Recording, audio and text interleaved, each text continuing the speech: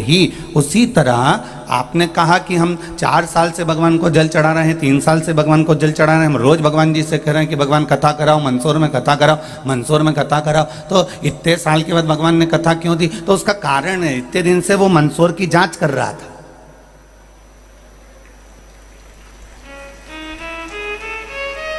इतने दिन से वो मंदसौर की जांच कर रहा था और जांच करने के बाद फिर उसने सोचा कि अब दवाई देना जरूरी है। तब उसने फिर दवाई दी और फिर उसने ये कथा दी और उसकी कृपा बिना नहीं हो सकता, इसलिए उसने करुणा कर कर मंदसौर वालों को दी है। ये मंदसौर वालों का भाग्य है, ये सौभाग्य है। वो करे जांच।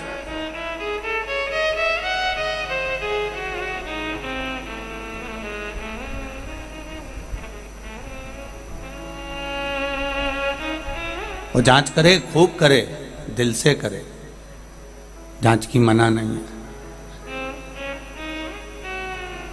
पर दवाई सही लिख दे और उस दवाई से हमारा भला हो जाए तो इससे बढ़कर कुछ भी नहीं। करे जांच।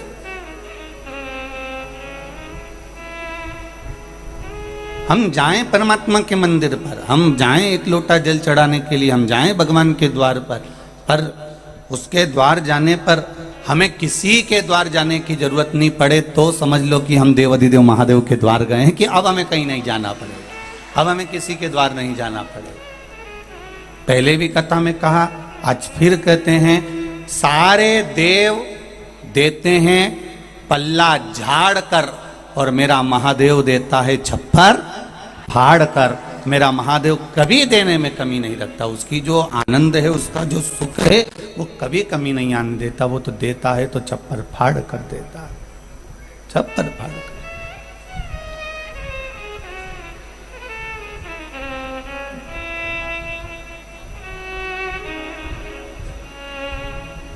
आप दिल से उसका भजन करो।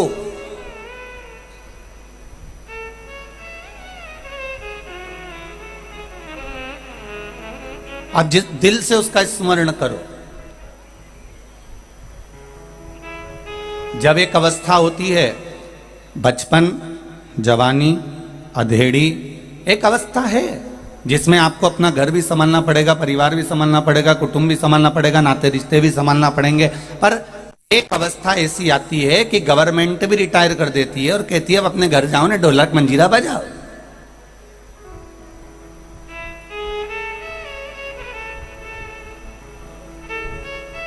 एक अवस्था जिसमें आपको भेज दिया जाता है कि आप अपना भजन में लग जाओ, अपने स्मरण में लग जाओ, भक्ति में लग जाओ, आप भगवत नाम में लग जाओ। अब आप भटको नहीं, हो गया समय अब भटकने का, बहुत निकल गया।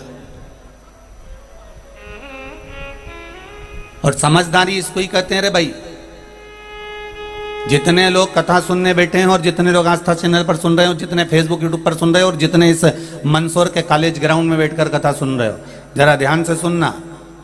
तुम्हारा रिटायरमेंट होने के बाद तुम ऑफिस में जाओ,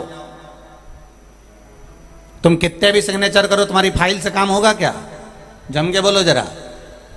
अरे होगा नहीं। रिटायरमेंट होने के बाद तुम रिटायर हो गए, तुम ऑफिस से चले गए और तुम ऑफिस में जाके कुर्सी पे बैठो तो कोई बिठने भी नहीं देगा। रिटायर होने के बाद तुमने कहा कि लाओ, तुम साहब नहीं आए तो मैं साइन कर देता हूं, तुम्हारे साइन से कोई काम होगा क्या?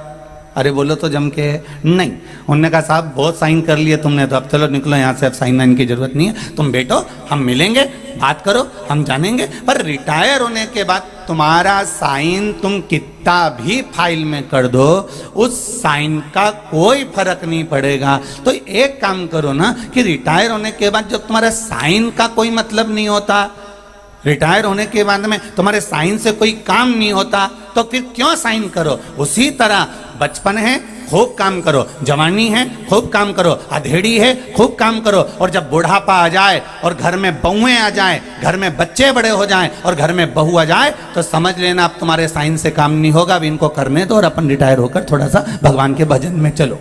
अपने को अब साइन करने की जरूरत नहीं है। पर कोई रिटायर होना ही नहीं चाह रहा। नहीं, दिक्कत की बात तो यही है। 80-80 90-90 साल तक जा जाके बैठ गए, उसके बाद भी कहें नहीं चुनाव हम ही लड़ेंगे, चाहे कुछ भी हो जाए, हम किसी को नहीं लड़ने देंगे, जब क्षेत्र हमारा। तो रिटायर कब हो गए?